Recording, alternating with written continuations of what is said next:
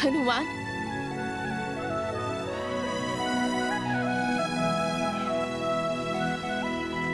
पुत्र,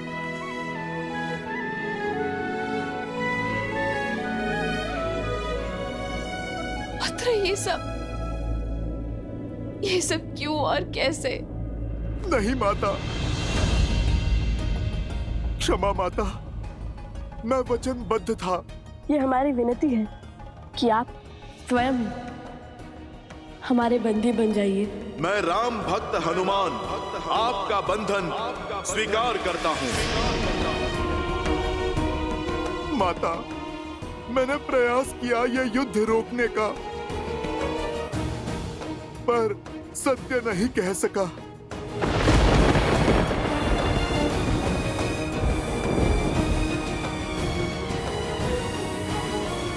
अर्थात तुम थे यहाँ, आरंभ से यही थे तुम जानते थे ना हनुमान कि लवकुश कौन है, श्री राम से उनका क्या नाता है, सब ज्ञात था ना तुम्हें, और फिर भी तुमने ये युद्ध नहीं रोका। किस उद्देश्य ने तुम्हें कर्तव्य से विमुख कर दिया हनुमान? उद्देश्य नहीं माता, वचन ने मुझे रोक लिया। तो वो एक वचन तुम्हारे प्रभु के भाइयों के प्राणों से, वानर राज सुग्रीव, अंगद, विभीषण के प्राणों से अधिक मूल्यवान हो गया है। यहाँ एक के बाद एक अनिष्ट घटती रही और तुम मौन होकर देखते रहे। लवकुश ने अपने परिवार, अपने पिता के विरुद्ध शस्त्र उठाए और तुम केवल देखते रहे। नहीं माता, मैंने बहुत प्रयास किया, किंतु महादेव। बस हनुमान, तुम मेरे परिवार के पास थे, मेरे लक्ष्मण, भरत और शत्रुघ्न भैया के निकट थे, तो मुझे पूरा विश्वास था कि वो सुरक्षित है। तुम पर पूरा विश्वास था कि जब तक मेरा पुत्र है उन्हें कोई संकट नहीं हो सकता।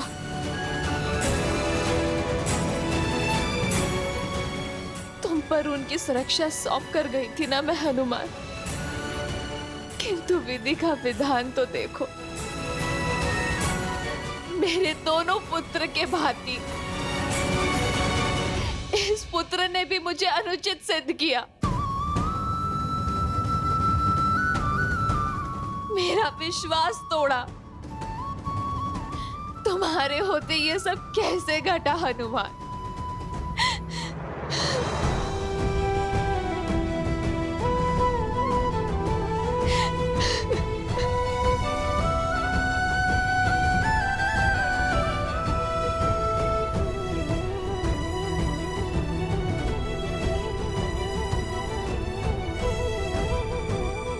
मुझे वहां जाना होगा, मुझे वहां जाना होगा।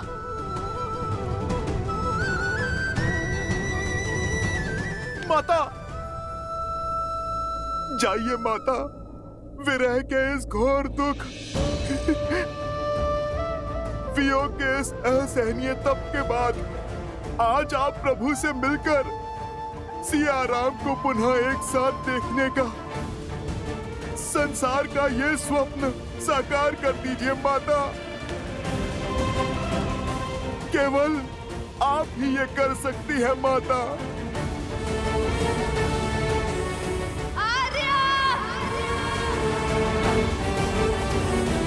प्रतीत होता है आज सियाराम पुनः एक हो जाएंगे। सियाराम के मिलन का प्रकाश शीघ्र अंधकार को लील जाएगा।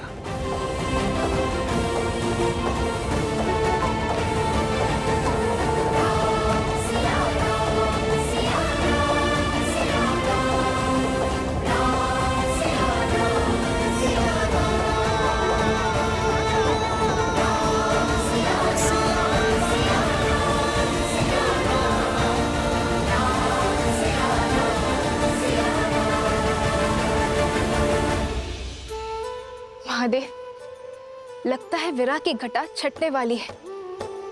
सिया राम का मिलन होने वाला है। शीघ्र देवी, शीघ्र।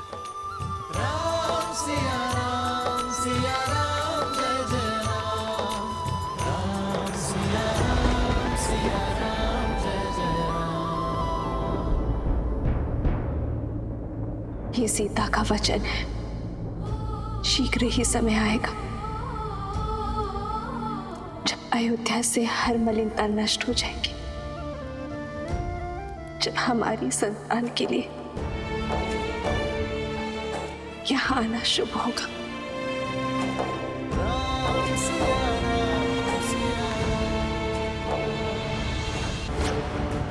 राज अनुज और उनके सभी मित्रों को कोई भी बूटी मूर्छा से नहीं जला पा रही है। स्वयं भारद्वाज ऋषि पधारे, किंतु अब तो एक प्रहर से भी कम समय शेष बचा है इनके पास।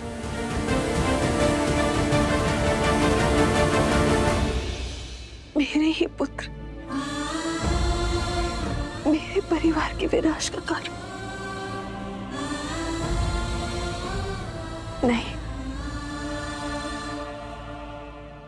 मैं ये नहीं होने दे सकती।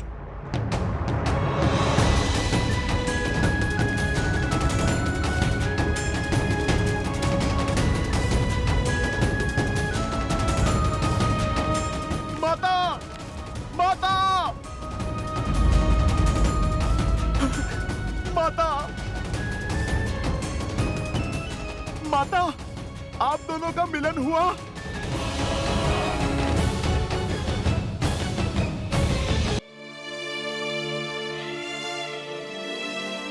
क्षमा करना पुत्र, अपनी भावनाओं के भंवर में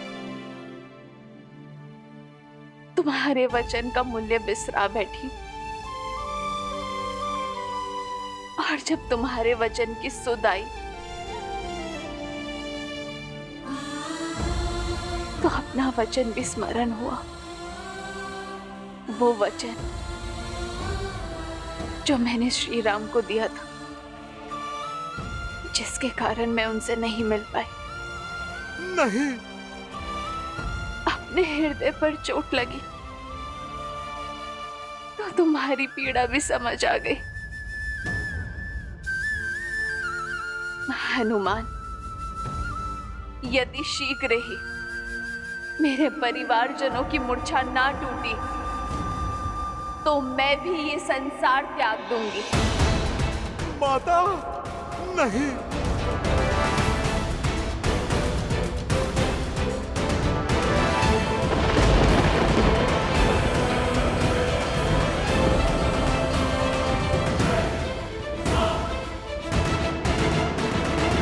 मेरे परिवारजनों की मूर्छा नहीं टूटी तो मैं भी ये संसार त्याग दूंगी। माता, नहीं।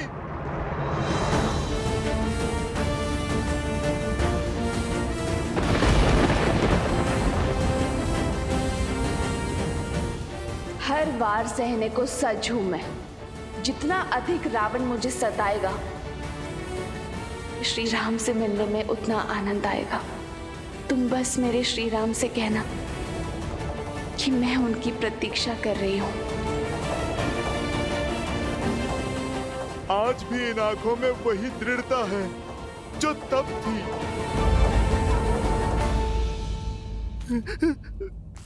माता, माता रुक जाइए। माता, कोई तो उपाय होगा, आप रुक जाइए। माता, माता रुकिए। हमने दुख दिया, सिया राम को मिलवाने के लिए किया। हमें क्या बोध था कि हमारा ये प्रयास हमारे माता पिता को ही कष्ट देगा।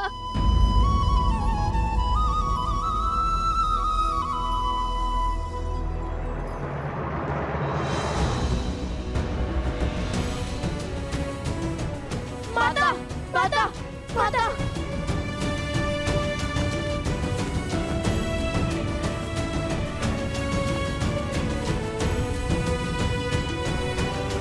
माता, माता, हमसे घोर पाप हो गया माता। अब क्या करे, कैसे प्रायश्चित करे माता, कुछ समझ में नहीं आ रहा माता। राज, अनुज और उनके मित्रों को कोई भी बूटी मूर्छा से नहीं जगा पा रही है। हमसे एक भूल हो गई, बहुत बड़ी भूल हो गई।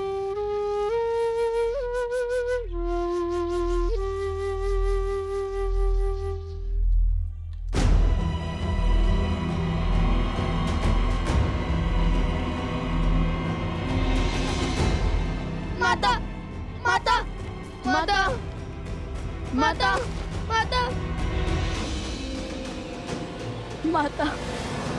जीवन में जब भी हम किसी संकट में घिरे हैं तो आप ही ने हमें उचित मार्ग दिखाया है, हमारी समस्या का समाधान हमें सुझाया है। उचित और अनुचित का भेद भी तो आप ही से सीखा है माता।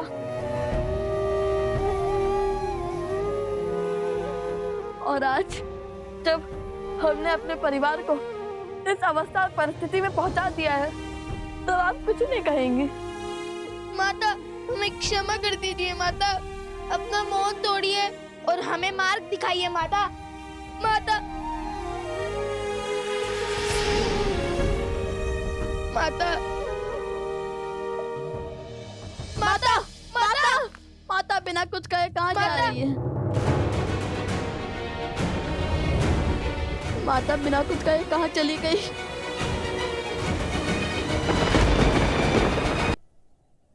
हनुमान जी, हनुमान जी,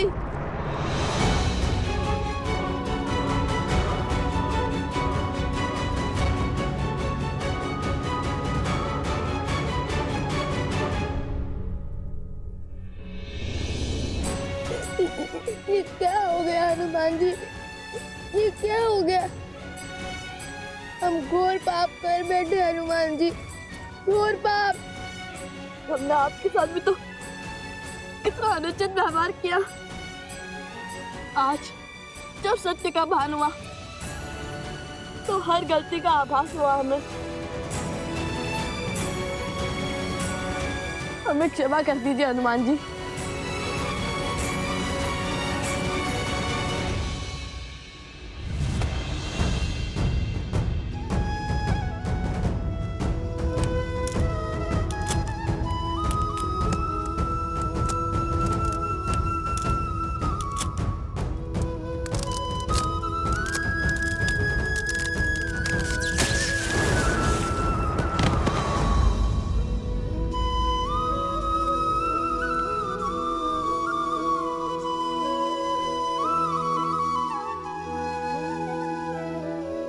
पुत्रों, तुमसे भूल हुई, परंतु तुमने अपनी भूल को समझा, उसे स्वीकारा, और यही तुम्हारी सबसे बड़ी शक्ति है।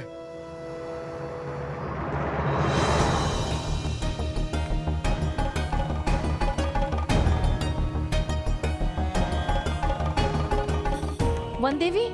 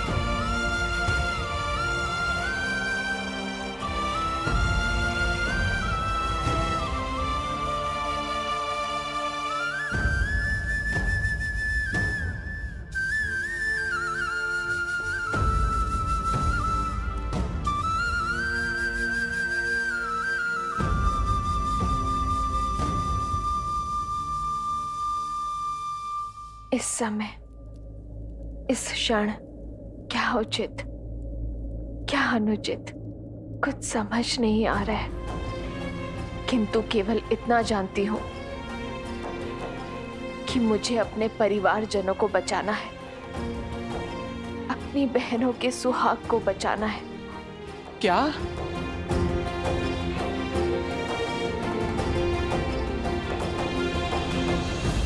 अब मैं जिस तप का आरंभ करने वाली हूँ, जिस तपस्या के लिए मैं अपनी आंखें बंद करने वाली हूँ, वो अब केवल तब खुलेंगी जब मेरे कानों में मेरे परिवारजनों के ठीक होने का समाचार मिलेगा। और यदि मुझे उनकी कोई बुरी सूचना मिली तो मैं सदा सदा के लिए इस देह को भगवान वाल्मीकि के इस पवित्र आश्रम में त्याग दूंगी।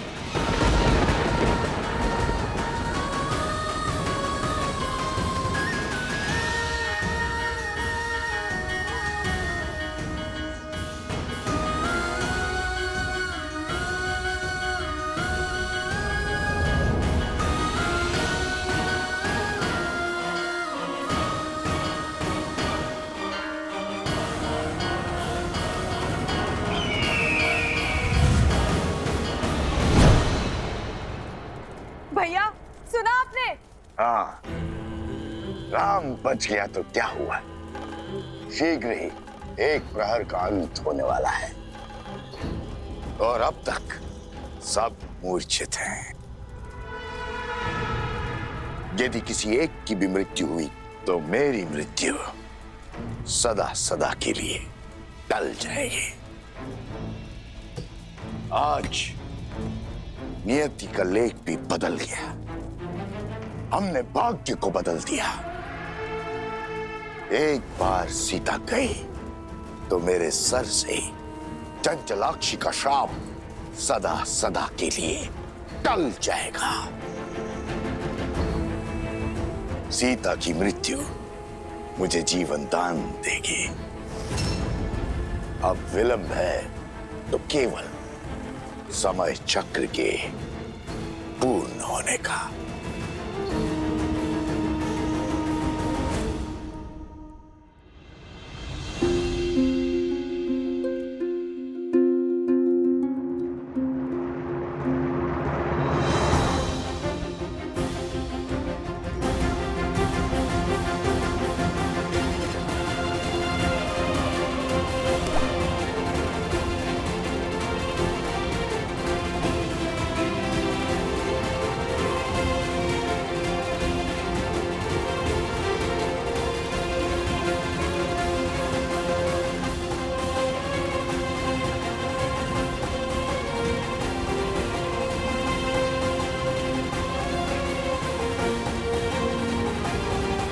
सूर्यास्त के साथ ही एक पहर का अंत हो जाएगा।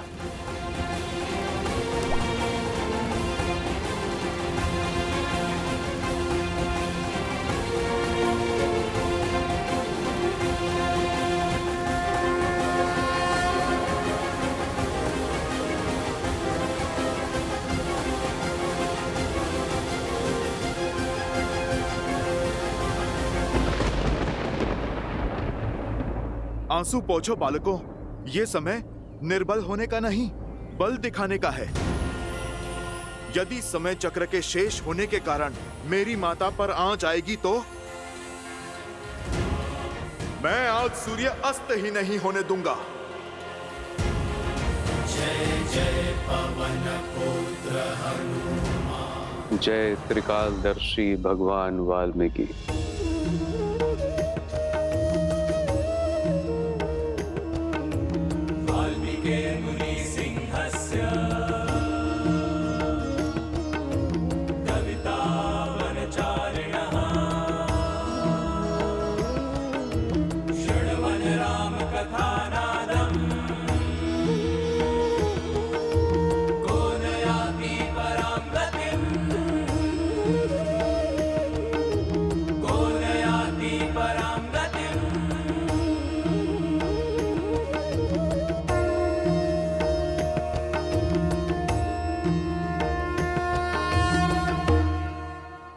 सूर्य कैसे रोकेंगे हनुमान जी, बालपन की भांति?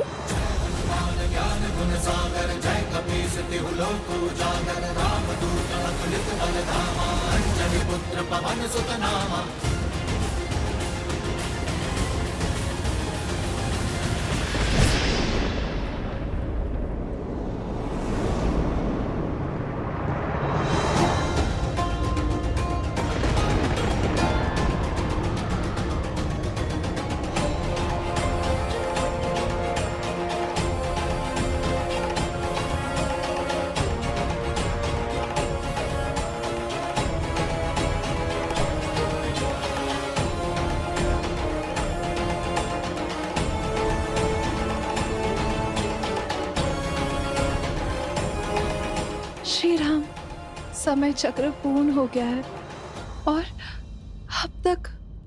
निराश मत हो उर्मिला। व्यक्ति का अंत उसके प्राण जाने से नहीं, जीवन की आशा जाने से होता है। यदि मैं श्वास ले रहा हूं तो लक्ष्मण के भी प्राण नहीं छूट सकते। विश्वास रखो उर्मिला।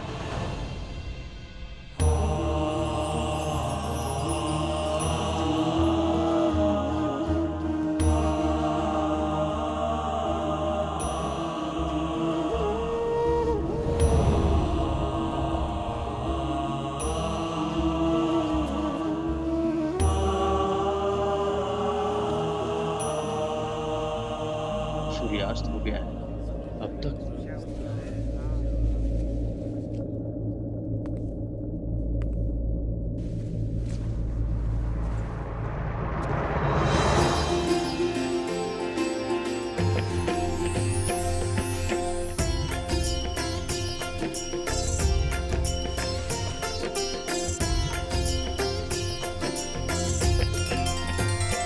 भगवान वाल्मीकि की, भगवान वाल्मीकि की, भगवान वाल्मीकि की।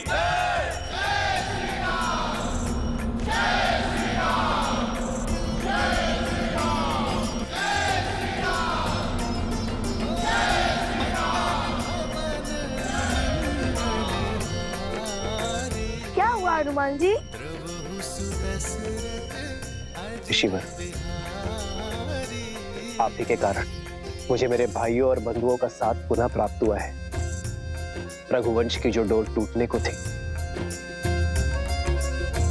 उसकी एक रेशे से आपने रक्षा की है। आपका जितना आभार व्यक्त करूं उतना कम है ऋषिवर। मेरे कारण नहीं, त्रिकालदर्शी भगवान वाल्मीकि के कारण।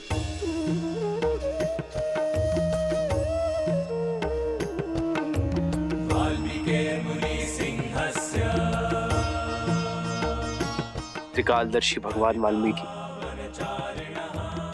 आपका यह आभार रघुकुल सदा स्मरण रखेगा।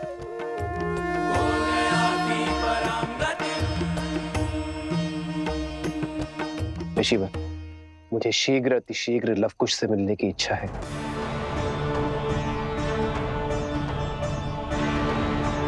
ऋषिवर,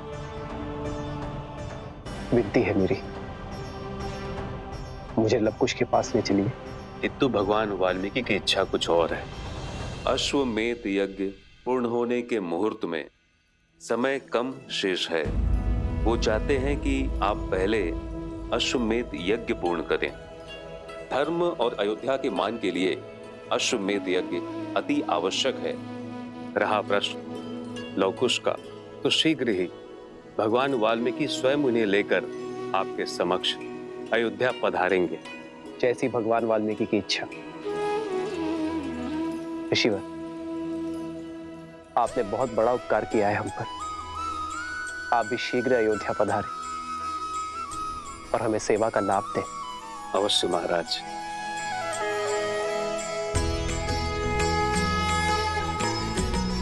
जो दंड के भागी हैं, आप उनका आतिथ्य करने को उत्सुक है भैया।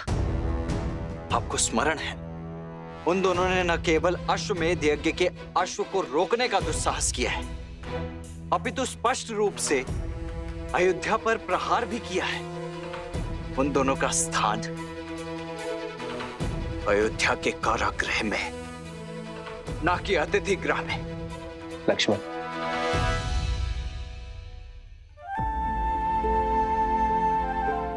आज फिर अपनी क्रोध की अग्नि में अपने विवेक की आहुति दे बैठे। किंतु मित्र, लक्ष्मण भैया का रोष उचित है। हाँ प्रभु, उन उद्दंडियों को दंड मिलना चाहिए। वानर युवराज का मत उचित है। हाँ महाराज, अयोध्या के अपराधियों को दंड मिलना चाहिए। अयोध्या के अपराधियों को दंड मिलना चाहिए।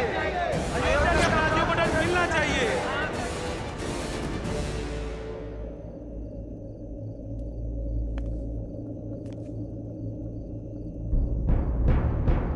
आप सभी शांत हो जाइए। मैं जानता हूं जो हुआ उससे आप सभी आहत हैं। और रही बात दंड की, तो दंड के भागी वो होते हैं जो अपने स्वार्थ के लिए युद्ध लड़ते हैं। मैंने उन दो बालकों जैसा योद्धा कभी नहीं देखा जिनके युद्ध का आधार ही राम सिया का मिलन है। जब युद्ध भूमि में मेरा उन बालकों से सामना हुआ तब माता सीता पर लांछन लगाकर उन्हें आपसे और आपके परिवार से भिन्न कर दिया। आपने सुख, संपदा और वैभव सब छीन लिया। जिस स्त्री ने बिना एक प्रश्न किए 14 वर्ष आपके साथ वनवास स्वीकारा, उस पवित्र देवी सीता पर इतना घोर लांछन लगाने वाली प्रजा को आपने दंड तक नहीं दिया। माता सीता के हाथों आहुति दिलवाकर कीजिए रामायण संपूर्ण। ऐसे विचार के धनी भगवान वाल्मीकि के शिष्य कभी अनुचित नहीं हो सकते। यदि हम स्वर्ण को परख ना पाए तो दोष हमारा है, स्वर्ण का नहीं। भैया, यदि उनका लक्ष्य इतना शुभ और विचार इतने शुद्ध है तो हमें उनसे क्षमा मांगनी चाहिए भैया। भूल तो हमसे भी हुई है, बिना उनकी बात को समझे हमने उन पर प्रहार कर दिया। भूल ना तुमसे हुई है ना उनसे। तुम अपना धर्म निभा रहे थे और वो अपना धर्म निभा रहे थे, किंतु मैं उनसे मिलकर ये जानना चाहता हूँ कि दो अपरिचित बालकों का सीता और मुझसे इतना लगाव कैसे हो गया कि वो अपने प्राण तक दांव पर लगाने से पीछे नहीं हटे। ये साधारण घटना नहीं है भरत, इसमें अवश्य ही कोई असाधारण बात छुपी है जिसका पता हमें भगवान वाल्मीकि के अयोध्या आगमन पर होगा। मुझे प्रतीक्षा उस क्षण की है जब भगवान वाल्मीकि लव कुश को अयोध्या लेकर आएंगे।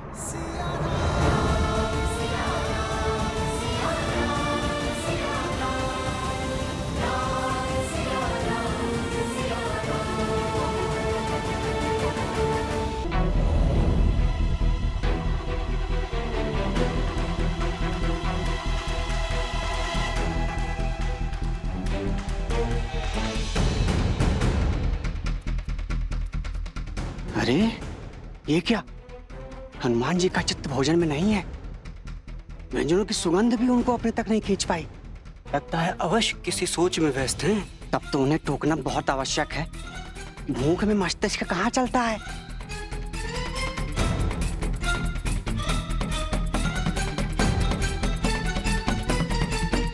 हनुमान जी, भोजन सज है। आप हनुमान जी, हनुमान जी,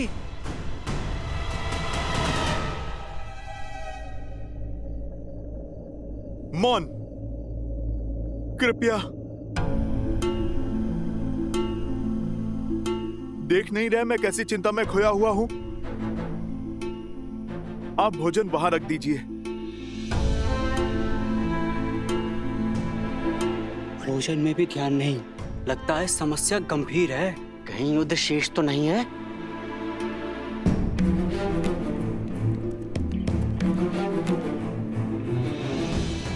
सब कुछ जानते हुए भी ऋषि भरद्वाज ने प्रभु श्री राम को लवकुश का सत्य क्यों नहीं बताया? उन्होंने क्यों नहीं कहा कि माता सीता यही हैं? भगवान वाल्मीकि के आशीर्वाद से प्रभु श्री राम का माता सीता से मिलन क्यों नहीं करवाया? प्रभु को कितनी प्रसन्नता, कितना सुख मिलता ये जानकर कि अभी अभी वो जिनकी प्रशंसा के पुल बांध रहे थे वो उन्हीं के पुत्र हैं।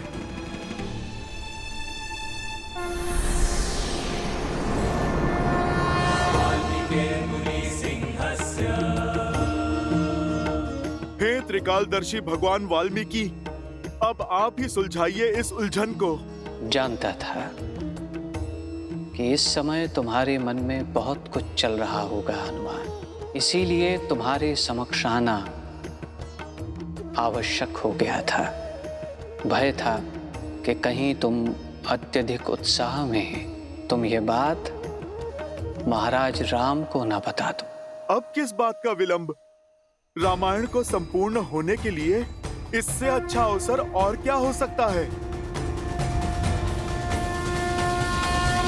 हमने माता का विश्वास ही खो दिया है। मैंने तो कहा था कि हनुमान जी को हमेशा शुभ होने का संदेशा हुआ है, किंतु माता है कि हमारी बात ही नहीं सुन रही। और न जाने ये ऋषि भारद्वाज कहाँ रह गए। क्या करे भैया, शिविर की ओर चले? नहीं कुछ, हम भगवान वाल्मीकि की आज्ञा से आश्रम में आए थे, तो उनकी बिना अनुमति के हम बाहर भी नहीं जा सकते। किंतु हमने शीघ्र ही कुछ नहीं किया तो? तुम्हें जो करना था कर चुके। ऋषिवर? भगवान वाल्मीकि को जो करना था उन्होंने कर दिया। अर्थात?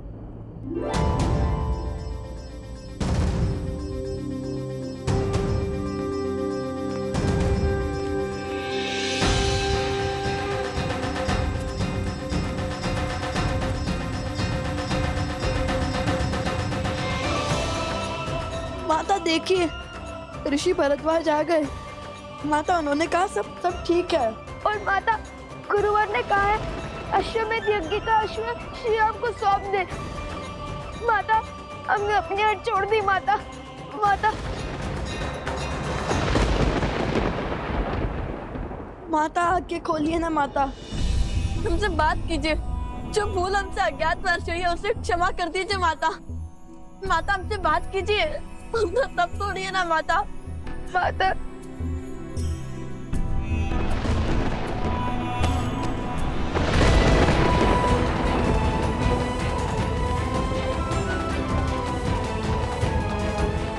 माता आंखें खोलिए ना। माता, अपनी आंखें खोलिए ना माता। क्यों अपने पुत्रों की बात सुनकर भी आप अनसुना कर रही हैं? आपके रोष के साथ कैसे जी पाएंगे हम माता?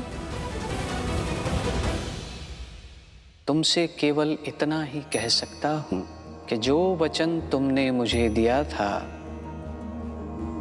उसे निभाओ। जब तक इस सत्य को मैं स्वयं रघुकुल के समक्ष और अयोध्या वासियों के समक्ष न ले आऊं, तब तक तुम किसी से नहीं कहोगे कि लव और कुश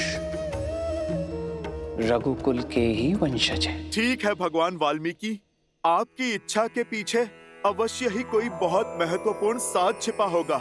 आप निश्चिंत रहें, ये राम भक्त हनुमान अपना वचन अवश्य निभाएगा।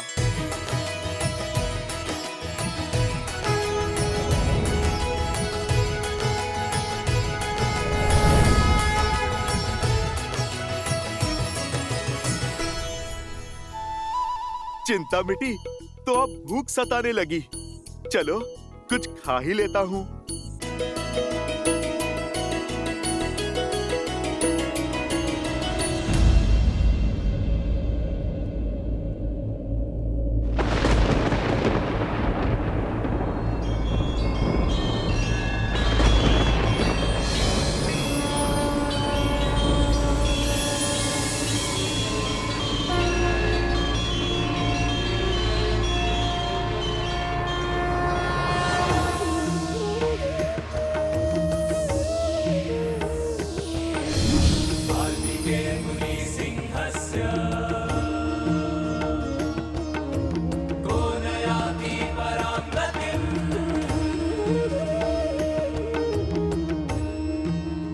आंखें खोलो सीता।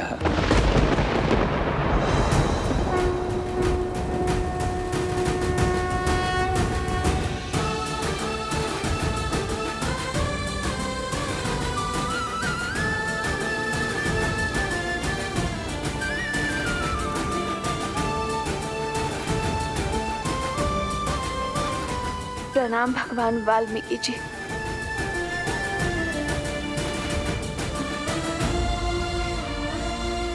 प्रभु, मुझे इस असत्य के अंधकार से सत्य के प्रकाश में लाइए। मेरे पुत्रों ने मुझसे पग पग पर असत्य कहा और आज भी कह रहे हैं कि सब कुछ ठीक हो गया, किंतु अब मुझे उनकी बातों पर विश्वास नहीं होता। अब आप ही मुझे सत्य बताइए प्रभु। तुम्हारे पुत्र सत्य कहते हैं सीता। सभी स्वस्थ हैं। महाराज राम अपना अश्वमेध यज्ञ पूर्ण करने के लिए कल अश्व लेकर चले जाएंगे।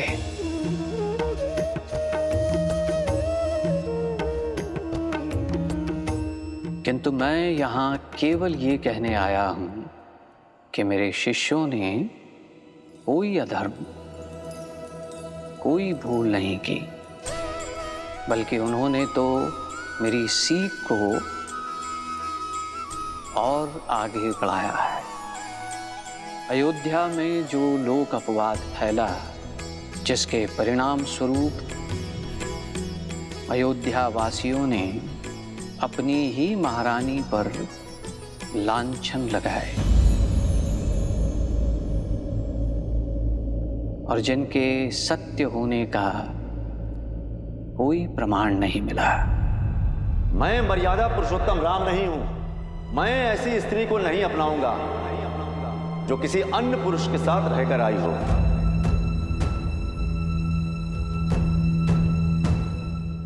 सियाराम दूर हुए ताकि एक नई सोच को जन्म दे सकें, जो लोकापवाद से मलिन ना हो। एक ऐसा समाज बनाएं जहां नारी को बार बार अपनी परीक्षा ना देनी पड़े। और वो सोच अधूरी रही।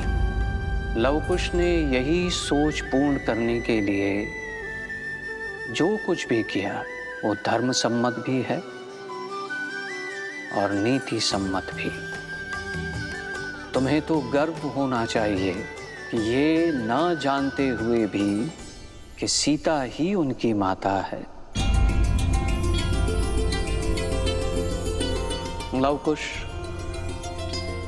एक नारी के सम्मान के लिए संसार के सर्वश्रेष्ठ धनुर्धर और महान योद्धाओं के विरुद्ध भी खड़े होने में भयभीत नहीं हुए।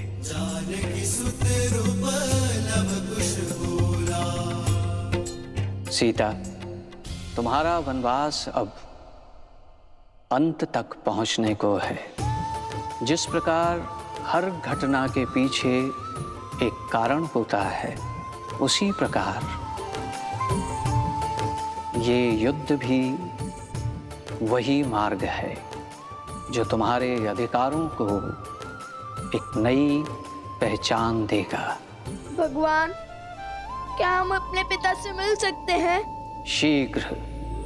किंतु इस समय सबसे अधिक तुम्हारी आवश्यकता तुम्हारी माता को है लवकुश, क्योंकि अब तक तुम जो युद्ध लड़ रहे थे वो महारानी सीता के लिए था, परंतु अब तुम्हें अपनी माता के अधिकार के लिए लड़ाई लड़नी होगी।